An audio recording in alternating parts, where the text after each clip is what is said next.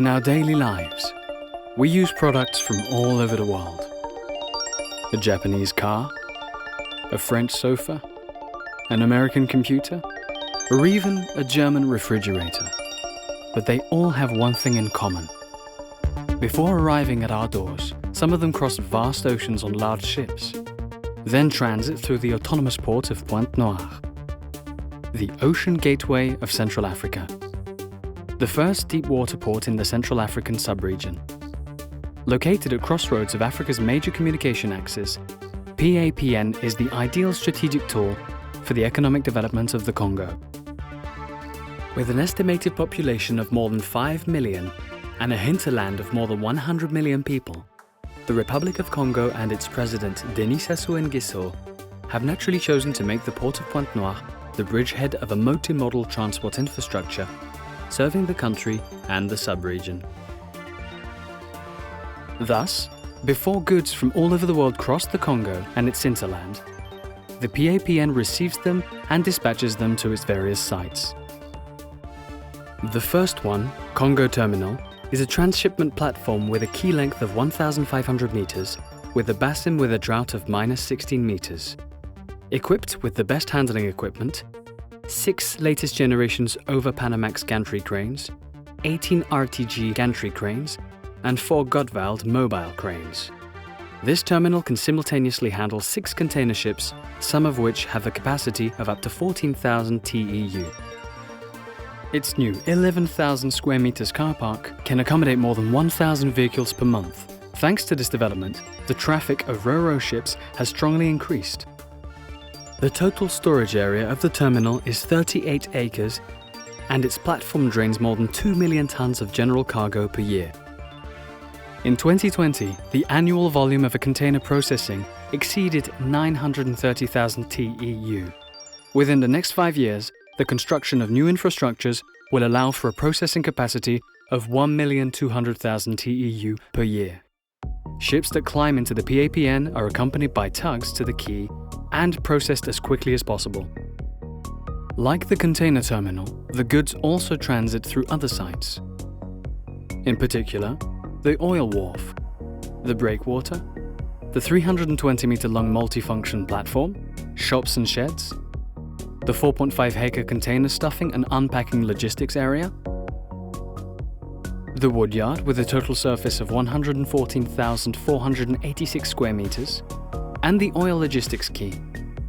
The PAPN can thus boast of accommodating nearly 11 vessels simultaneously on its various wharves.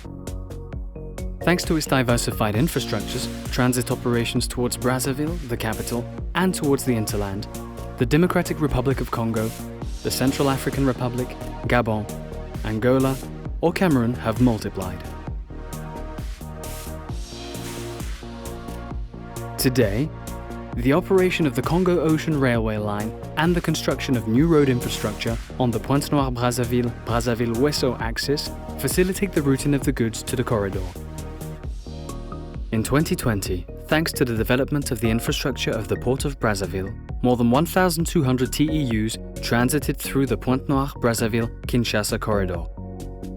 Trade between Brazzaville and Kinshasa has increased, and the exploitation of the river section of the Congo River facilitates the passage of goods to Bangui in the Central African Republic. All of this transport infrastructure has thus made it possible to re-establish the historic connections of Corridor 13, the Brazzaville-Djamena axis. Thanks to this maritime and river synergy between the ports of Pointe-Noire and Brazzaville, tailor-made multimodal logistics solutions are offered to customers throughout the Central African sub-region. But this maritime odyssey was not accomplished in a single step. It took several years of work.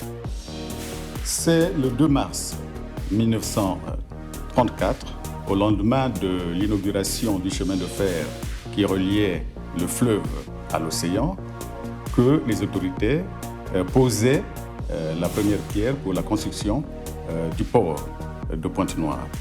Et quelques années après, en 1939, plus précisément le 1er avril, on inaugurait ce port en eau profonde.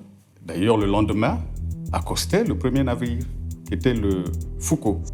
Having become autonomous by ordinance in February 2000, the port immediately embarked on the renovation of its infrastructures.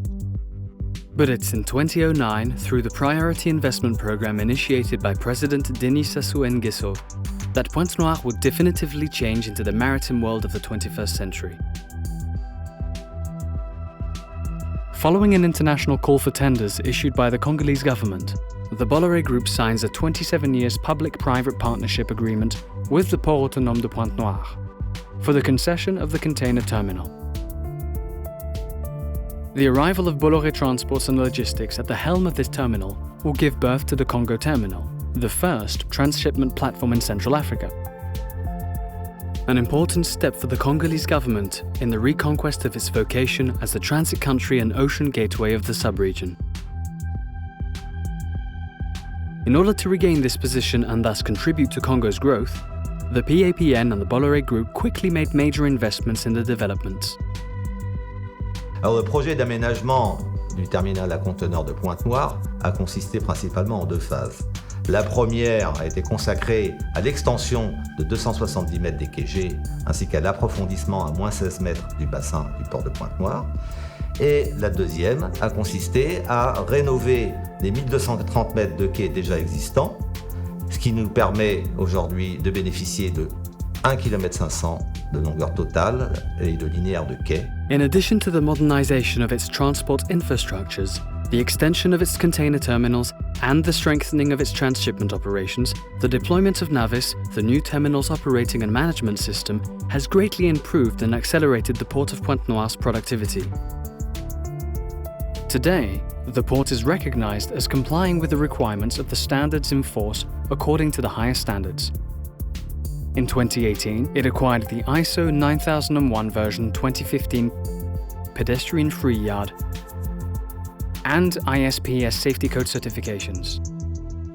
Ce code, il est là pour pouvoir détecter, détruire et justement empêcher que le tourisme maritime ne puisse impacter le commerce international.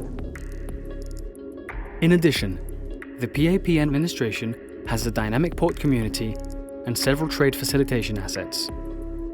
En matière de qualité de service, ici au PAPN, nous avons priorisé l'écoute client à travers 3 points. 1. La redynamisation de la communauté portuaire. 2. L'instauration des réunions hebdomadaires de concertation entre le concédant, qui est l'autorité portuaire, le concessionnaire Congo Terminal et les grands armateurs qui touchent le port de Pointe-Noire. En 3e lieu, nous avons instauré des enquêtes de satisfaction client. Finally, the policy of the Port of Pointe-Noire is not simply limited to its economic activities. It's very committed to a CSR approach, advocated by its general management. The port accompanies the local NGOs fighting for the preservation of biodiversity and the marine ecosystem. In addition, the success of all of its investments made by the Congolese government and its various partners, the French Development Agency and the European Union, has naturally pushed the Pointe-Noire Port Authority towards new objectives. Les projets envisagés à court terme par le port autonome de Pointe-Noire concernent avant tout la construction de 250 mètres linéaires de quai à moins 12,50 pour le trafic des vracs, notamment les céréales. Ensuite, la construction d'une darse pour la réparation navale. Et enfin, la construction d'un port de pêche industrielle. Nous rêvons du port de Pointe-Noire à l'horizon 2035, à l'image du port de Singapour, à l'image du port du Havre. Voilà l'ambition qui est la nôtre, parce que ce port est très fondamental pour la région Afrique centrale. Notre port doit continuer à jouer son rôle au niveau de la sous-région, en tant que port de transit, mais aussi port d'éclatement.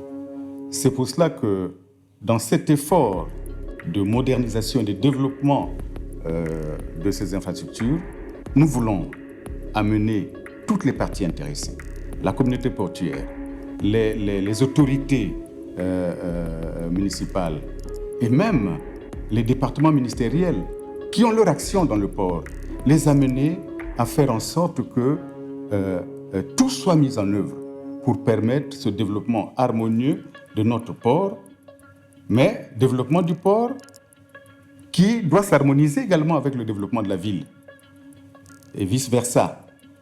C'est à cela que nous sommes en train de nous atteler.